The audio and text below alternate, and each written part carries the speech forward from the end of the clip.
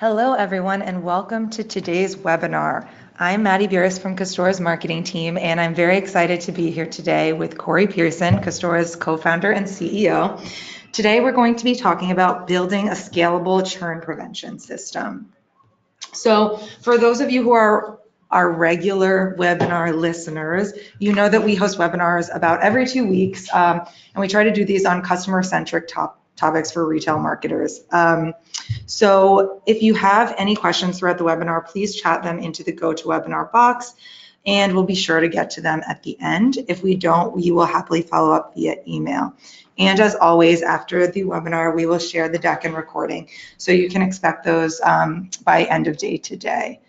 And with that, I'm going to pass it over to Corey Pierson. Here's a lovely photo of you, Corey. I'm glad my photo doesn't go on here. Awesome. Take it away, Corey. All right. Thank you very much, Maddie. So as Maddie said, today we're going to be talking all about churn. We'll talk some theoretical stuff, some academic stuff about churn. We'll get into the nuts and bolts of actually putting a program in place. We'll talk about constraints. We'll talk about crawling. We'll talk about walking. We'll talk about running. It's going to be fun. Throughout the whole time, if you have questions, please just submit them in the app. We'll have some time for Q&A at the end, and there's usually a good few minutes, and so please don't hesitate. First things first, rounding out the intro. So we've been in business now for almost a decade, working exclusively with retail. And you see our portfolio of brands that we work with kind of span the full spectrum. We've got up and coming digitally native brands, some of which have gone on to be acquired by some of the biggest names in retail.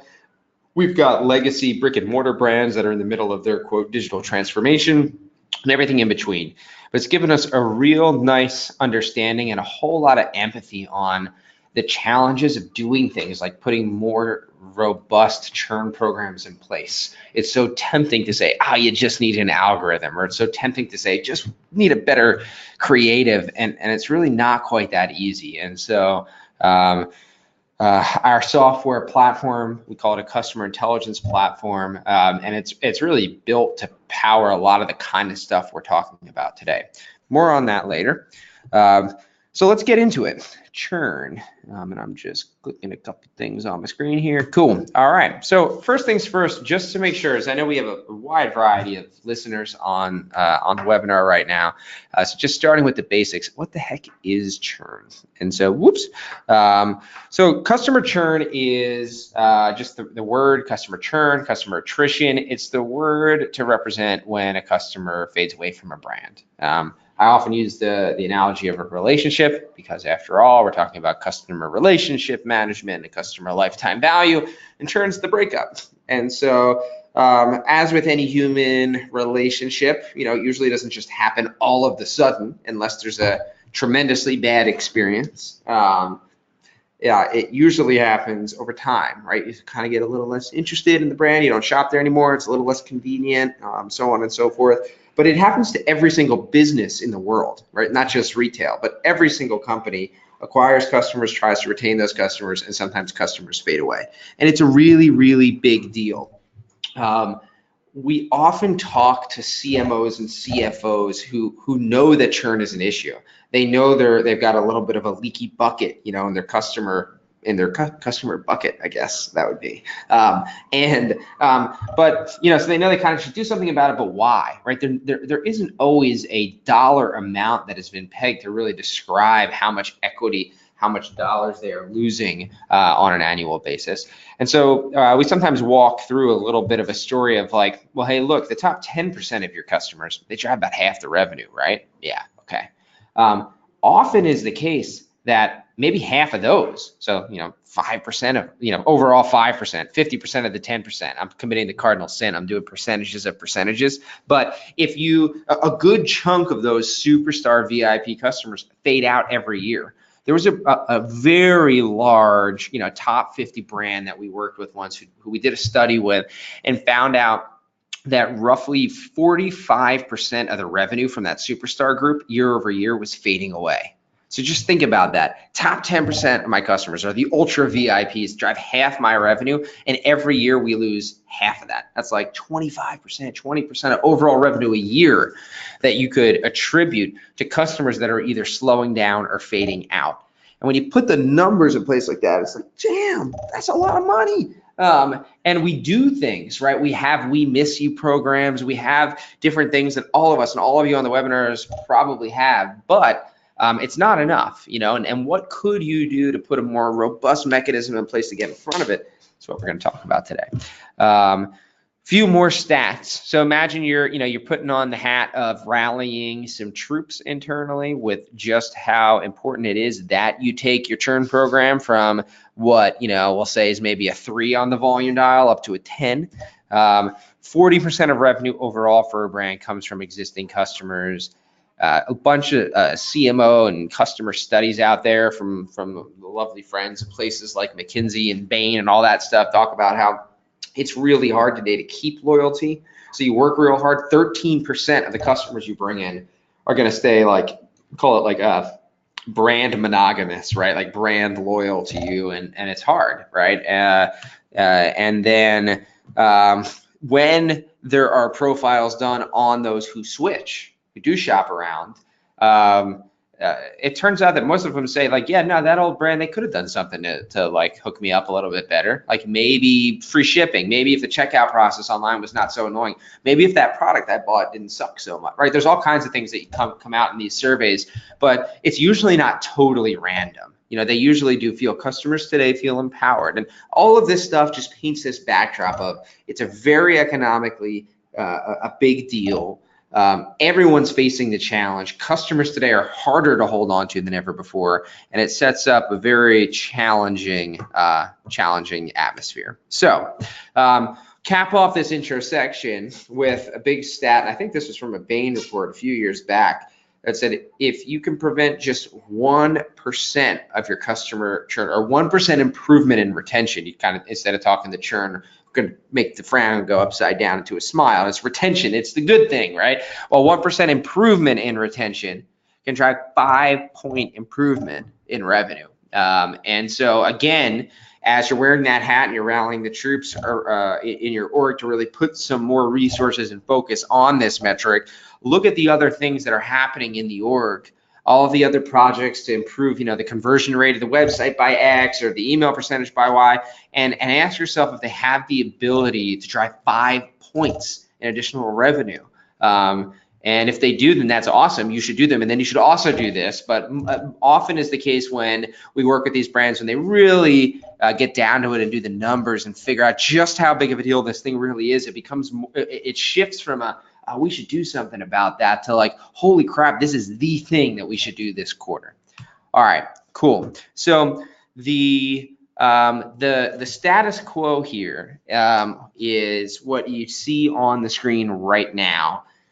Because everyone knows that we want to keep our customers, and everybody knows that we miss our customers after we leave. And so generally speaking, there's a rule-based approach. Maybe it's 90 days, maybe it's 180, maybe it's 365. We haven't seen you in a year. And then you get that knee-jerk coupon, hey, we miss you, here's 10% off. And that's instead of just giving them the daily email. And it's not really that effective. It's not effective for a number of reasons that we'll get to. Like for some users, the arbitrary threshold of 90 days or a year or whatever is just not the right time. For some brands, like this thing goes out, the big we miss you email goes out on the same day that there's a 40% site-wide. And so you're like, we miss you, here's 10%, or we don't miss you and here's 40%. It kind of just doesn't make sense, right? These are the logistics that get in the way. But what we want to get you towards is, well, what does it take, right? If you're holding on to 10% of your people today that are in that kind of like fading away bucket, what happens if it turns into 11 or, the rate goes from 10% to 11% to 12%? That's what we want to talk about. Okay, so let's get a little bit more substantive now as you roll up your sleeves and you want to start putting together a mechanism. And the thing about these mechanisms is we talk a lot about steady state, right? The idea here when you think about churn and when you're calculating the value, it's not like a one-time campaign, right? You want this thing always on. Every single week, every single month, there are customers that are going to start slowing down. And what you want is a mechanism that is always on and that you don't have to think about, that will always be doing its thing, reaching out to customers in the ideal way. A mechanism that you as the marketer can say, you know, you're in the shower and you're thinking about a really cool new we miss you campaign creative, right? You're thinking about, well, you know, I actually have two different types of shoppers, and maybe we'll triage our creatives, or you know, for this type of shopper, I think instead of just 20% off, we should do like, you know, 20 bucks off of 100 plus for all the, well, who knows, right? You come up with ideas. That is the beauty of art and science, right? You want a mechanism and an engine that allows you to input your ideas like that and test them, and if they keep working, that they steady state, you know, those great ideas. And so just when we use the word machine, we use it very intentionally. This should be a constantly giving, powerful mechanism that is in place to capture customers as they fade into the unhappy stages of a customer relationship. So the first thing you need to do is consolidate customer data. For some of you, you already have this done, and for some of you, you know, you work with a partner, a legacy partner, you know, some sort of CDP, which is a whole other webinar topic, of which, you know, there are many. But bottom line is you need to have your data together. Now, of all the data you see on the screen right now, in-store data, order data, browse data, email data, mobile data, CRM data, right, web analytics data, far and away, the most powerful data that you can analyze is purchase history data. It matters so much more than it matters, an order of magnitude more. Now you might be sitting there and you might be saying, but email engagement data, but on-site data is informative. And it is informative. But if you think about it, the common adages, is that a word? The common sayings we say are that actions speak louder than demographics. So you're always going to learn more when you're trying to get a sense on who might be fading away by looking at behaviors and behavior slipping away. If you're looking at like the demographics, like, well, if it's a 35 to 45-year-old woman who hasn't bought in 90 days compared to a 35 to 45-year-old man who hasn't bought in 90 days, those things are far, far less meaningful and predictive than just understanding, hey, here's a customer who is purchasing on this cadence and they're fading away. Transactional data is the most powerful type of behavioral data, which makes sense because it's the action where money changes hands. It's free for a customer to click on your emails. It's free for a customer to browse around your website. And yes, there is some intent that comes through there, but the big action is I paid for this thing. And so if you have to start somewhere, because all of us have constraints, start with purchase history data, right? Get that unified in store and online. Oh man, the number of brands we've talked to who've come to that realization, and they say, hey, I've got my online data together, right? It's my e-com platform. I'm using Demandware, something that's easy for me to pull that data from. I'm going to use that to trigger my churn program, but they're an omni-channel brand. It's the same brand where 80% of the orders happen offline. And they're sitting there running a churn program with the 20% of purchase data. And it's kind of like, well, yeah, this thing's not going to, like half the people they're reaching out to just bought in the store last month, and it's not very smart. So the number one thing you can do is unify purchase information, transactional information, online and offline. Then the rest of that behavioral data, it is still meaningful. I'm not meaning to throw shade on our web pixel data and on our email engagement data, but depending on the state of where you are with that data warehouse, 90% of the value is going to come from unified, clean purchase history information when you're talking about the context of detecting customers who are fading away. Okay, so first things first, you consolidated your customer data. The next step is, how do we know someone's churning? How do we know someone's fading away? And there's a lot of different ways to do it. So in fact, it's been X days is one algorithm. It's a rules-based algorithm. It's a one-size-fits-all algorithm, but it is an algorithm nonetheless, right? It would say, that algorithm says anyone who reaches a certain threshold is at risk. There's a slight improvement on that, which is, look, between days 90 and 180, you're kind of at risk, and 180 and whatever 270, you're really at risk, and 270 to 360 is oh crap, and then 360 plus is like you're gone, right? You're lost. Again, it's rule based, but it at least accounts for like the gradation of the slipping awayness that happens. It happens in relationships. It happens with a customer and a brand, and so. Slightly better, but where things get much more interesting is when you can leverage predictive analytics. Predictive analytics, another one of these buzzwords, it really means math, right? Algorithms to infer what the heck is going on. When we started this company, it was called predictive analytics, and then they started calling it predictive marketing, and then machine learning was the big rage. Now it's AI, and technically those words actually have different meanings, but in the spirit of MarTech, they don't really, right? It's like people are using good math to kind of get a sense of things. But why does it matter, right? If I look across the table to Maddie, and let's say both Maddie and I shop at, let's say J. Crew, right? Nice omnichannel retailer that sells male, female attire. Maddie might shop at J. Crew like twice a month because she loves J. Crew. And Corey shop, I like J. Crew, but I like them, twice a year, maybe once a year. We've both been customers for a little while. But if you think about that now, if you were a marketer, a human being, and you were looking at our profiles, and you were like, hey, here's Maddie who shops every 2 weeks. Here's Corey who shops once every year, Black Friday. You know what? It's been 4 months and neither of them have made a purchase. You look at that and you're like, all right, well, that's kind of normal for Corey. It's not Black Friday yet. Okay, that's cool. He's still sort of on cycle. You're looking at Maddie and you're gonna be like, yo, hold the fort here. Here's Maddie who is buying twice a month. She's been gone for 4 months. That's weird. That is not the Maddie Buras that I know, right? She is our all-star customer. She's that one in the top 10%. And so if you have a hard-coded rule that says 365 days is when we notice you're at risk, well, think about that. For Maddie, who shops twice a month, she's missing like 24 turns of shopping, give or take, right? Before you actually reach out and say, we miss you. By then, she is like long gone. Her whole wardrobe is decorated now with whoever, J. Crew's competitors are. On the other hand, what you trained me as Corey, who's the Black Friday shopper, I'm like, yo, cool. This brand just sends me discounts. All right, nice. I wasn't going to buy anyway, but it's good to know that I can wait for this 10%, 20% off thing. There's actually a cost of reaching out with them. We miss you when you do it too early. You can train promotions. And there's certainly a cost too late in that you lose the customer. And so the point of predictive analytics is to get more personal, get more onto the individual level. How do we know when we look at Maddie, given her purchase tendencies, how do we flag her as at risk, highly at risk and lost? How do we flag Corey as he fades away? And again, in the world of predictive analytics, there are many different ways to skin the cat. There's all kinds of different professors who have done all kinds of different research on this. But it can be validated. It can be proven as empirical. We at Custora are based on sort of like the most like leading edge research in the field on customer forecasting for retailers that we've baked into the software that we build.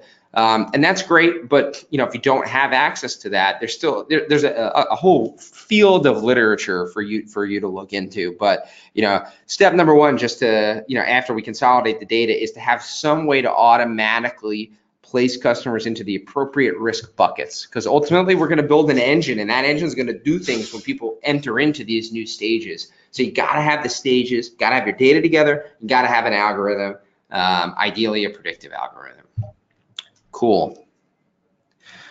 Then what? All right, so that kind of makes it possible now. Now I know that, here's Maddie, she's all active, she's kind of at risk, she's really at risk, you're able to track that stuff. Now you're gonna want to start doing things. So like old school story of Custora, one of our first big brands, this is back in like 2012, 2013, and we had this segment of customers. They were like, man, this is so exciting, Custora. You've got this algorithmically determined 100,000 customers who are veering off course.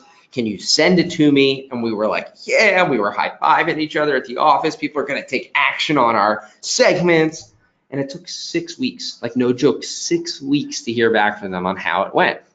And we were like, Okay, we're in trouble. We're in trouble as a business if it takes 6 weeks to act on things. Why? Why, marketers? Why? And then we learned, it was like our first lesson into just how hard it is to be a marketer and all of the constraints that they ran into. So first of all, they were like, well, we were going to send that 100K worth of email out, but we wanted to hold out a control group because we wanted to know, like, if we take this action that you're recommending, is it gonna drive a lift? And so we sent a ticket over to our statistics team to hold out a randomized control group. And we're like, oh, that's a really good idea. Yeah, that took 1.5 weeks because the statistics team's busy with a whole bunch of other stuff. They had to get approval from finance. They had to get it scheduled on the email calendar. There was a problem at uploading the list into the email service provider. And then after the darn thing went out, they had to go back to that same statistics team to actually run the A/B testing with statistical significance to find out that the darn thing was pretty good. But that was 6 weeks. And so it was a big wake-up call for us where we realized, man, these things are valuable, but how do we chip away and recognize all of those constraints and all of those friction points? And one of the big ones is you got to connect those insights. So if you're building this engine, you've got your customer data together. That's like a whole process of ETL, right?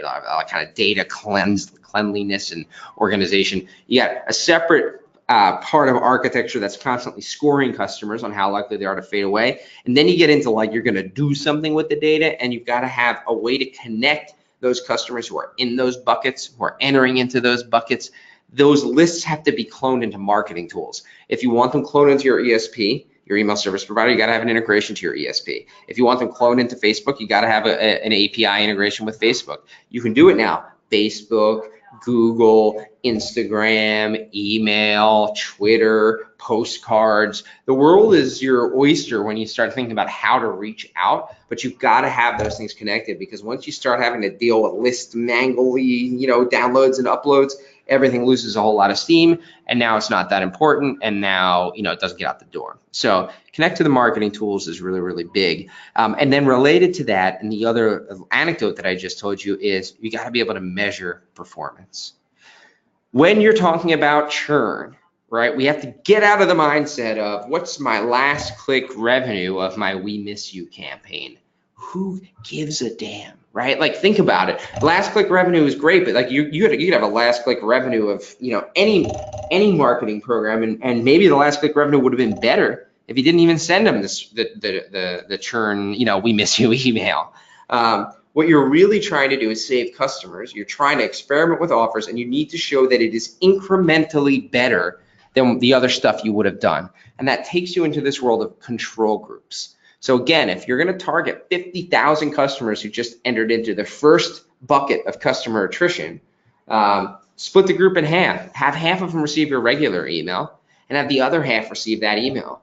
And now going forward, fast forward to 1 week, fast forward 2 weeks, and observe the two groups. Here in this little visualization, we have our shoe group. They're certainly spending more dollars per user than the shirt group there, right? That's meaningful. The only darn thing that was different about these two groups is one got your marketing campaign.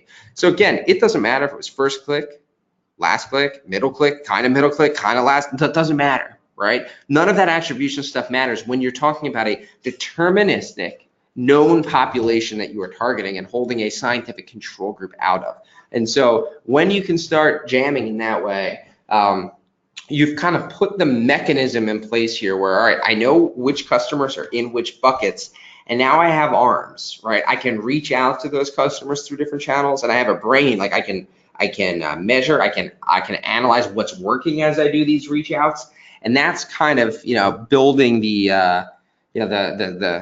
mechanisms, kind of core functional elements are rounding out and putting us in a place to start making headway. And the last piece here is, I said steady state, always on. And depending on how you architect your system here, this can have many ways, there's many ways to get to this goal. But all right, I got my data together. I know who's at risk. I have connectivity to all my channels. I have the ability to measure.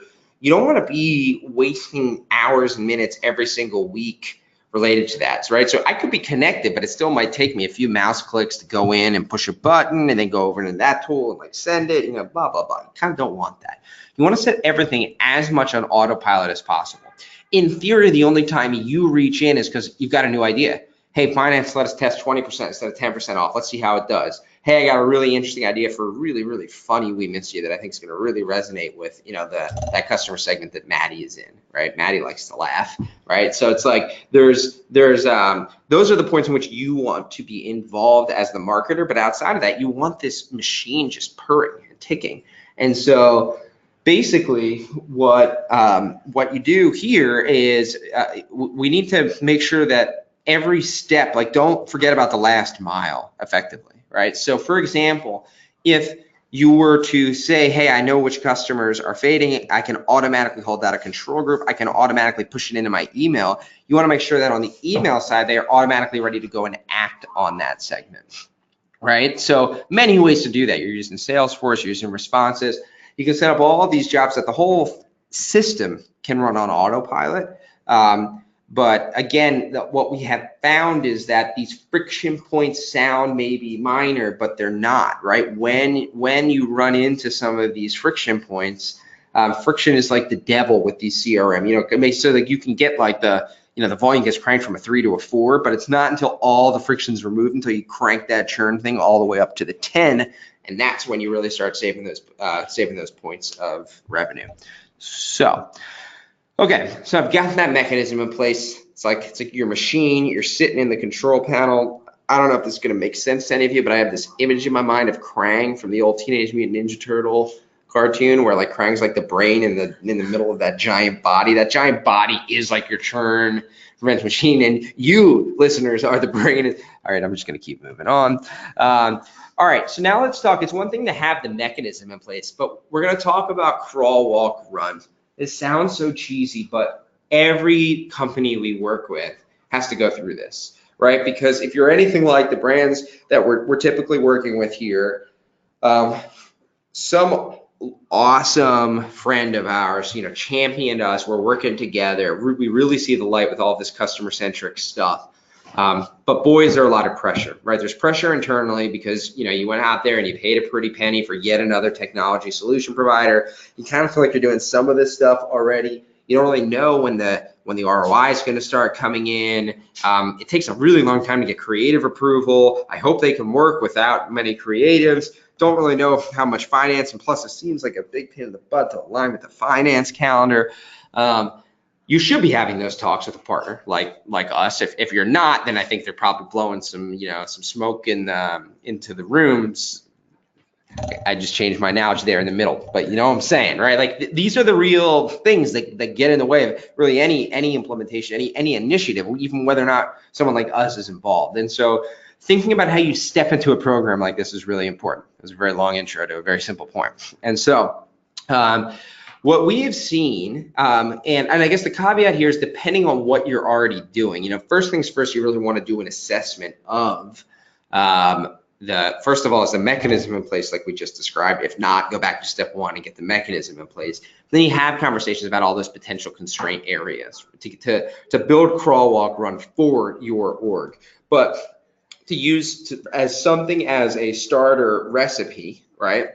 The base that you can modify. We'll go through a few crawl, walk, run steps here that more or less resemble what most of the brands we partner with go through.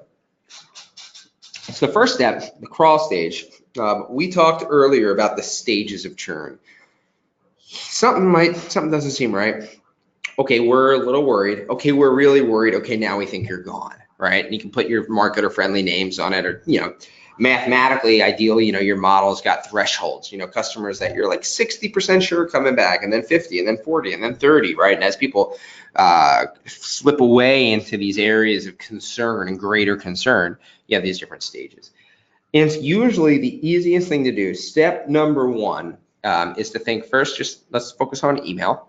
Why? Well, you already have a We Miss You email. As we talked about earlier, it's probably going out too early or too late for 90% of your customers. But why don't we say for step one that the very first thing that you're going to do is just figure out how to send that email out at the right time, right? So we're going to stick an email and we're just going to send the churn email out. The big improvement of step one is that it's a much more well-timed email, right? So again, warm purchase but cooling down, at risk for churn, highly at risk, lost. These are all just friendly words that represent those different stages. And the next thing we're going to try to do within email, right, still in the crawl stage, is start thinking about some measurement. We need to get some baselines here. So many brands we work with, and with their "we miss you" email thing, all they're tracking is last click revenue of a "we miss you" 10% off thing that goes out every 100 days. And we're like, I don't even know if it's working. You might be losing money every week and you don't even know it. And so one of the things that we're very careful about doing right in the beginning, and that you should too in the crawl stage, is that bottom little rectangle there, no discount, the control. You got to put that in place. And then try a couple of offers. Rather than don't jump to that we're going to bake off 5%, 10%, 15%, 20%, 25%, 23%, 27, 17.5%. It's very tempting to want to reach out and test it all. You will learn so much more faster. Polarize it as far as you can go. What is the maximum amount that finance will let you get out the door in a discount? And what's the minimum amount that maybe people will even bat an eye at? Like if you send people a 5% off email, unless you're one of these brands that is, never promotes, people are going to be like, what? So yeah. So anyway, so you get your low, your high, you get a control group, and that's where you start. And then on top of that, what you're layering on here is leveraging the cadence, right? So here's 3 people that we aptly named label. Ha.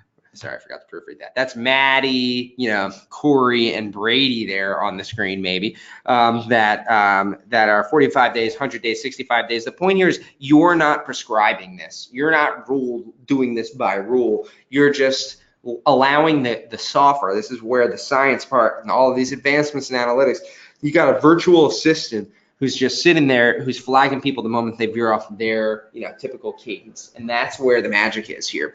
And so you're testing regardless of, some of these people are in the bucket and they are, it's only been 45 days, some of them are in 100 days, some of them 150. That's not what you're testing. You're saying when people enter that first risk bucket, I'm going to reach out to them with something sharper. And that's a big thing to test, right? So here's your before and after of what your crawl stage is. Instead of 90 days and everyone's getting that thing, you're reaching out in a well-timed way. You're also within each of these groups, really, you start testing all the different offer types, including the negative control group, and you start learning a whole bunch of stuff. You start learning, should I reach out when they're just showing signs of churn, or should I wait a little bit? Maybe I can get some lift in the early days for everyone without a promo at all, just because I'm still top of mind. They're not that far removed from being a great customer, and I can send it. Or even cooler than is another type of reach out. It's not the same as a negative control of saying nothing, but you ask them to complete a survey. So we had a brand that reached out to high value customers when they first started showing those signs, just slightly off cycle. And literally said in the box in the email, hey, something down the lines of we noticed you're not quite shopping as much and you're one of our best customers and we'd love to know why. Real simple, real straightforward survey. And they got really good results and they learned a ton, and that information in many ways can be even more valuable than the incremental lift you get on some of these campaigns. But so you start learning a bunch on the timing, you start learning when these promos, and it starts getting you ready for the next phase when we're going to get ready for walking, right? So again, one creative, right? Let's talk constraints, right? We have one "we miss you" creative. You can do a lot with that one, and one of them had a 10% offer. One of them had a 25% offer. Okay, so that's a very tiny modification of a creative. But then it was the system, it was the engine that took care of the who's in what bucket, how are we splicing out control groups, how are we connecting to the tools, how are we measuring, all that stuff the churn engine takes care of. So you as a marketer, right, that might seem like a whole bunch of stuff to test. You don't have to worry about it. All you got to say is, all right, I got "we miss you" 10, "we miss you" 25, and if "we miss you" with no offer at all, I can build those 3 emails. And then you let the engine take care of the rest. And that's when the blend of the art and the science comes together and you start seeing the results. All right. So now it's time to walk, right? So we're still email right now only, but we've started to get a little bit of an understanding on like that slippery slope to customer attrition, and we've got things in place throughout. We're testing offers. Now we want to walk, and the first place that we often recommend walking is triaging customers down based on lifetime value. And why? Well, there are many ways you can segment. You can segment based on lifetime value. You can segment based on product preferences. You can segment based on demographics, although you shouldn't. But there are many, many different ways you can segment.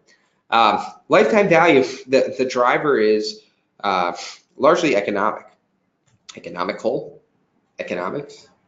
based. It's largely due to the economics that we discussed at the top of this webinar, right? Your high value customers, your top 10% are the ones that are driving half of your repeat customer revenue every year, right? Those are the ones that you really, really, really want to roll out the red carpet for. And so that means a couple different things. It means A, you might be willing to spend more, to invest more in making sure you connect with this customer, right? And B, it's worth a whole lot more to your, this why is because it's worth a whole lot more to your brand. And so probably the most common thing we see in terms of triaging, where you're going to get the most bang for your buck, again, should always be thinking about level of effort versus size of opportunity, is starting to triage this thing, because we want to spend, where we want to be spending our time and thinking is on this high value bucket. So for example, within the high value bucket, it might not just be email. It might also be worth sending these folks, spending some money on some Facebook ads. We had a customer who decided to pick up the phone and call their high value customers and learned it was like that survey story I just said, but on steroids, right? Actual conversations. And this was a brand that had very, very loyal, great brand with a real targeted niche segment, really passionate fans in the customer base, especially those great customers. And when they started slipping and they got on the phone, they heard all kinds of interesting feedback on their products, on how the new product assortment wasn't up to par with the last one, how they felt like they were losing touch. It was like a huge wake-up call, but boy, are they glad they didn't wait 365 days to get it, that they were able to reach out and they triaged this group of like, all right, there's like the email, there's the Facebook, but there's also like phone calls and like talking to people. It's really important. And so you don't have to do that necessarily, but the point here is, of course, they would not have spent the time and energy to call all 6 million customers on the customer file, but pulling a list of 100 customers that are the cream of the crop that are starting to fade away, like highly, highly good in terms of return on that sort of investment. And so again, what you want is to have these sorts of segmentation dimensions be as easy as you, the marketer, are thinking, I want to triage high, mid, low, and then it just happens. So who's in high, mid, low in each of those buckets, and how might you reach in and try these different offers? Let technology take care of that for you. You think about this high, mid, low thing, and on the bottom of the screen, we have this thing, email and Facebook, right? So why pick Facebook as the next channel? Usually it's the second easiest channel to get something out the door. And it's because Facebook was one of the first in the sort of more traditional ad techie universe to have custom audiences, which it's like the same list. The list you're going to email, you can upload to Facebook and target those very people on Facebook via custom audiences. The creative burden in Facebook tends to be a little bit less as well, and so it tends to be pretty easy to operationalize to get out the door. You can interface with your agency, you can interface with your internal social media manager, but if you want to start doing this, the reason we introduce it now is, generally speaking, we do not see that the ROI of Facebook campaigns is going to be worth it for your lower value customers. Right, we all know like your likelihood of reviving a one and done shopper who hasn't shopped in 12, 15 months is pretty low, and you're spending that ad impression regardless. But your likelihood of re-engaging Maddie, who is an awesome customer and an awesome human being, who is going to love your beautifully designed email and Facebook, like the impression there is more likely to elicit a response. And so we usually wait until we have this sort of segmentation in place before we start experimenting with Facebook, and even more so down the road, things like direct mail and programmatic direct mail options. But first things first, just the Facebook thing. So you're sitting here and we say, great, we got the first stage of churn, which has been automatically figured out. We're going to triage people and we'll allow software to sort of automatically triage those people in the buckets. And now we're going to start with some more experimentation, And so here you are, where we've got, maybe something for the high value, the mid value, and the low value. And you see here a little example from Pucky Cheeseman. He's our favorite CEO of Socktown, USA. Bob is one of our most valued stock shoppers. I want to send you a note to encourage you to come back and check out our new styles, right? That's one way to do it. Pucky Cheeseman also wrote an email once asking people to submit a resume, or not a resume, a survey to get some feedback. Maybe a resume too, actually we have an example. We have a case study of Eloquy, who it was in customer research calls like the one we're talking about, where they got on the phone with a woman named Kelly, and Kelly started talking to them and had all these wonderful suggestions for the website. And they were like, you know what, Kelly, you really know what you're talking about. You want to come work for us? She's their VP of marketing right now. So that little slip mistake of resume, it can happen. Crazy things happen when you reach out to high value customers with personal outreach. It's true. You might find your next VP of marketing even.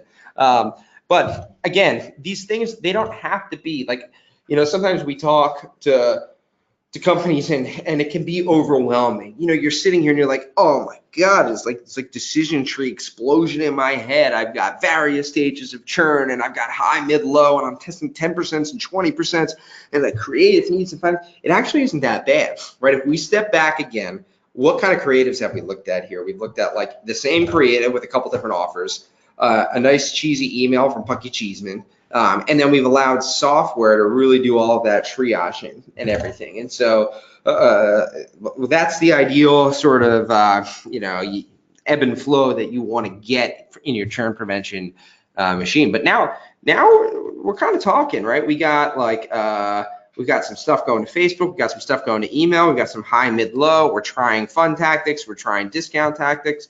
That all to us is in the walk phase, because you can do better and you can get more personal.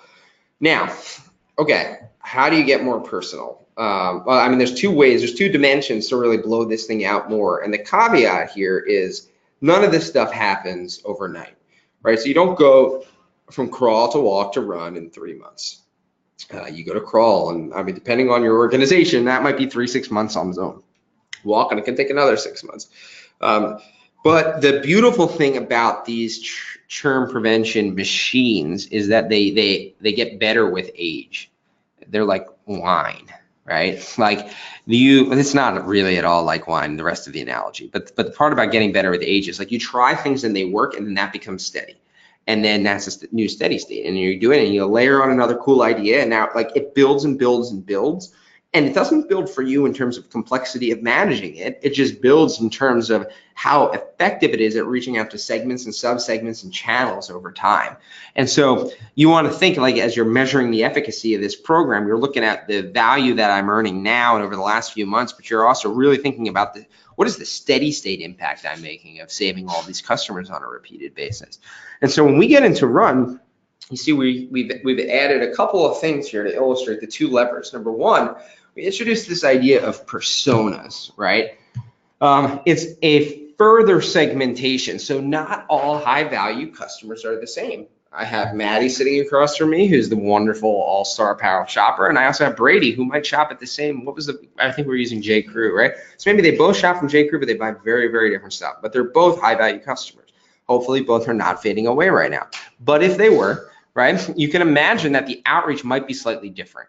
And the slight different, it's not just the products that people buy. When we think of, there's all kinds of interesting work being done today, around loyalty programs and the experience that you're creating. And there was a fascinating article, I think it might have been Barney's, I might be misquoting, but they talked about some of the new loyalty experiences, and they talked about how, they're upscale in general, but for some subset of they're trying these in-store events to really build out the loyalty experience. And for the millennial customers, it might have been like a cannabis spa in the store. But for maybe their older customers that would not be interested in such a thing, it was more like the come in and get a makeover kind of thing. It isn't just what dynamic products do I put. As marketers, we as an industry way overdo the value you create with simple dynamic, product personalization, digital personalization, and way under emphasize or undernote the importance of the brand experience you're creating for different types of customers. And so the idea here that if you're reaching out to that younger demographic who thinks thing number A is trendy, or the older demographic who does not even know what thing A is, if you're reaching out, the products are part of it, the discount sensitivities, the cadences of when they shop, are they online shoppers, are they offline shoppers? Personas are so much get caught up in a persona. But again, this is now you're running, because having good personas is a whole other webinar topic and a whole other book that we could talk about. And so you may or may not already have that in place. And what that means is knowing who your personas, your shopper types are, and having every customer in your database constantly pegged and scored with that persona classification, right? That's the way to bring personas to life. Well, if you have that, but you could substitute in whatever you have if you're not quite at that level yet, you want to layer that in and start personalizing. And then underneath, you got email, you got Facebook, you got direct mail, you got in-store events, right? You got phone calls, you got all kinds of cool things that you can start doing. And so the testing, but again, you're not starting from scratch here. You're starting from a place where you're already sitting on the fact that you've got, you already have these creatives for 10%, 20%, Pucky Cheeseman, funny, Pucky Cheeseman survey. You got all these assets. You're now starting to shake them up a little differently. So maybe what you're going to add here are some variants that capture the way that you want to communicate with this persona in this stage. What you're going to add is, I'm also willing to try a couple different, paid channels to see if it works. And so, when you look here at this example, this is probably based on our favorite Pucky Cheeseman and his Socktown, USA stuff, but you see his personas. He's got one persona that are all about ankle socks, and another one that's all about bright patterns, another one's all about Argyle business socks. But again, you can think about how you communicate to those people in pretty darn different ways, right? Basic whites in the kids department, sign me up for that department. You get about a lot of socks for kids. So you see the names that are put here with each of these things, right? But a couple things to notice here when you get into the personas. These customers are worth different amounts. Like you might, even though we're all talking about high value, it could be that the family focused shopper, even the high value ones, aren't quite worth doing the direct mail. But if you look here at the trendsetters persona 2, the bright patterns, those high value customers are literally, that's like the top 1% of your brand. And so there might be where you really do the pick up the phone thing. So the point here is all of these data points become relevant as you start thinking about where to take the churn engine next. But I hope that, the level of depth of this conversation, if it sounds overwhelming and if it sounds like a lot, it's because, we're in the run stage now, but it's a little hard to imagine, like you already have all the walk building blocks in place as you're getting there. So run, market, or run. We have this whole song and dance we created at Custora. We reenact the run, forest, run scene. When we get a brand that gets to the run state, promise to you, for those of you who are current customers or for prospects who are thinking about signing up, if you get here and you actually want it, you'll get the whole customer success team that works with your account, and they'll reenact that whole scene from you, and they'll say, run, market, or run, but then you have to run around your office. But it's really fun. Like when you get here, it's really, really cool. Not my joke about run, forest, run, but like the getting to this stage is so awesome because it really, really works. And it works when you have this steady state engine cranking and you keep layering the stuff in, and you can imagine that it never ends. Like you get to this stage with the personas, and then the personas change, or you start varying it up with some other types of segmentation, depending on always doing the same process where you're going to look and you're going to say, hey, what's the level of effort, what's the opportunity size? You don't want to fall into the trap and get down to like segment sizes of 3 people and start building creative that 3 people are going to see.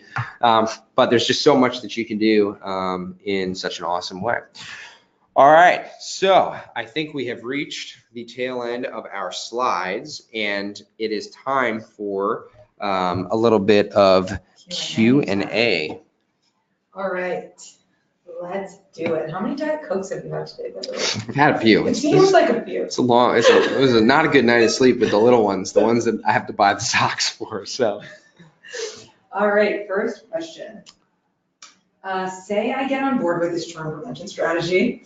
What strategies or tactics can you recommend for reaching out to or reactivating churned customers from the last 10 years or so? Okay.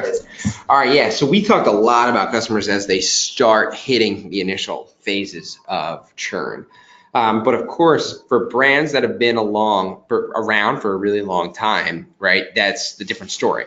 So in this case, we talked about Maddie, who's maybe it's been 4 months, but imagine if you had that Maddie buying twice a year and then she hasn't bought in 5 years, right? You're long gone you're just in like the lapsed bucket. So I guess a couple of different tactics. So first things first, I think if you take a step back and think about it, if you've been around for 10 years, you undoubtedly have a large number of customers in that lapsed bucket who were high value customers. And if you think about, you kind of want to reacquire them, but I would use the following framing in mind. When you're trying to acquire new customers, you don't know who they are yet, right? You're trying to find out, oh, I know Maddie. Maddie loves Buffy the Vampire Slayer. I'm gonna advertise on Buffy the Vampire Slayer interest groups on Facebook.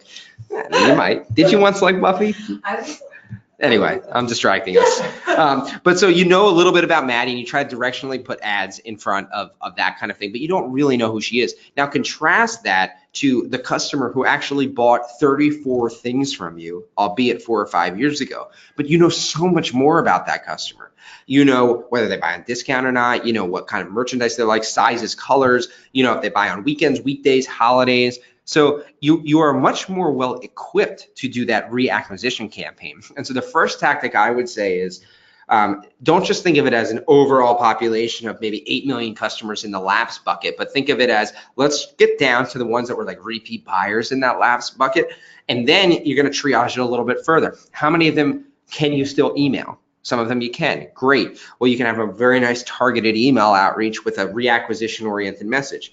Maybe for some of them you can't email, but you can target them on Facebook. Again, I would step into it with who were the highest value customers on Facebook, who are the highest value customers, spend the money to target them, and then sort of work your way down, constantly making sure that the ROI is fine. And similarly, you might not be able to do that either, but perhaps you can do mailers, or perhaps you can find certain types of, then you get into the realm of are there certain similarities between these customer types who were high value, who lapsed? You might notice that there's a certain product family that they always used to buy, and it might inspire some product feedback and that sort of thing. But so that's the kind of cadence that I would go down, touching a little bit on channels and the rolling out of channels, and kind of the segmentation starting with the highest value and rolling out from there. Awesome. So we got a good one next. How does Custora's platform interpret how the model made its decision for an individual's customer lifetime value or churn likelihood? Is it a black box?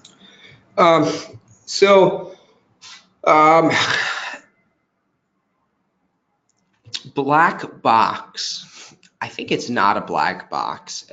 Meaning, I'm pausing for a sec just to say that some software vendors out there say, hey, we've got ultra sharp IP that is our AI, and it produces the scores, and that's what you get, and that's what our IP is. And of course, a lot of our IP is our ultra smart AI, but we're actually very open as part of our brand, as part of our belief that we're sort of all part of this customer centric tribe that are proliferating into the universe to promote lifetime value and so on. And what we have realized is the academics that have built a lot of the wonderful algorithms that predict churn. We were born from the Wharton department where they were predicting lifetime value and churn, and kind of the trend setters in the academic community. And what we've noticed is that by being open about the family of modeling and being open about where we've had to enhance and deal with the real world and make things run at a fast performance and layer in more covariates and those kinds of conversations, if that's what you mean by black box, we more than welcome those conversations. In fact, some of our fastest growing brands have very robust data science teams who are building their own models and take some of the output scores of Custora as inputs into some of their models. And there's all kinds of interesting fun that you can have together. So to that extent, it's not a black box. You know, to the extent that every single day as we're refreshing data, that individual level scores of how much you're fading away are updated. Like that does happen automatically, you know. But everything, the loosest analogy, if you're asking how does it work, that I use is pattern matching. And this isn't a perfect analogy, like particularly with how the math works. But you know, if you know, the example of a Maddie was buying twice a month-ish. Sometimes she went on vacation, sometimes she missed a couple months, but give or take 2 times a month. Hey, she's been quiet for 3 months. Is that weird? Well, I've seen that type of customer before. I've seen it, you know, 75,000 times. And when you miss 3 months, what's the likelihood that you are going to come back at all? Right? That's kind of a poor man's version of what the math is doing on a constant basis, leveraging all of the data points we have on purchases and items purchased and discounts and channels and demographics and everything together.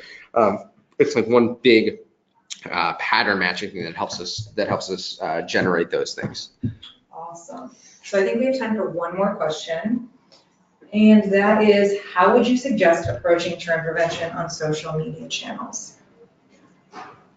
So on social media channels, stating the obvious, with any, so I'll say this not just with churn prevention, but really any outreach on social media. Of course, part of social media is branding, brand advertising, top of the funnel, first click kind of stuff, where you kind of know it's not necessarily going to show up on your, you know, immediate click on this and you're going to go buy the product. But you believe as a marketer that it is important for your brand, and it very well might be. When you start talking about targeting your known users, you got to put your direct marketer hat on. Right? This is no longer the brand stuff. This is, I have a known group of users, and I'm hoping that via the impressions that I spend money on, that they're going to buy more, right?